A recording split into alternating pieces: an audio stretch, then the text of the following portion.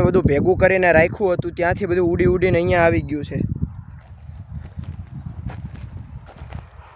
આ ખેડૂતની વેદના છે કે જેની માથે આ સંકટ આવ્યું હોય એને જ ખબર હોય। Guys, welcome to my new vlog. હું છું સોલંકી સાત્વિક અને સ્વાગત છે તમારું મારા ફરી એકવાર નવા વ્લોગમાં।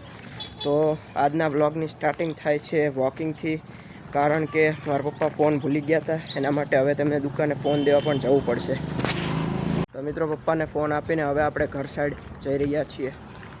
તો મિત્રો, હું અને મારો મિત્ર એના ખેતરે આવ્યા છીએ જોવા માટે કે કાલે રાત્રે જે વાવાઝોડું આવ્યું હતું એના કારણે શું શું નુકસાન થયું છે। તો તમે જુઓ છો, આ એની શિયાળો બધી ઉડી ગઈ છે।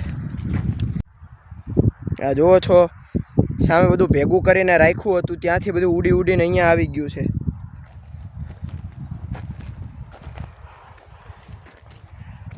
સામે મારા મિત્રના પપ્પાએ મેં બધું જે શિયાળું હોય તેનો ઢગલો બધો ભેગો કરીને રાખ્યો હતો અને વાવાઝોડાના કારણે જો આ બધું ઉડી ગયું અહીંયા। મારા મિત્ર એમને બહુ એટલે બહુ નુકસાન થયું છે।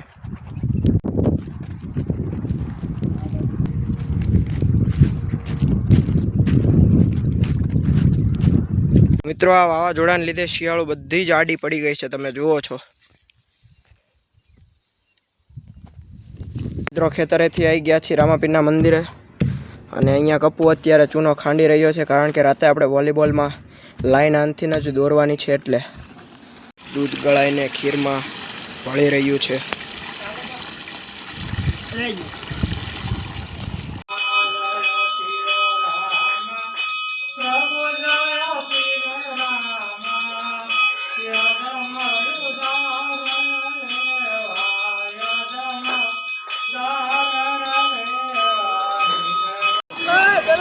તો અત્યારે રામાપીરની ખીરની પ્રસાદી લઈ રહ્યા છે બાળકો।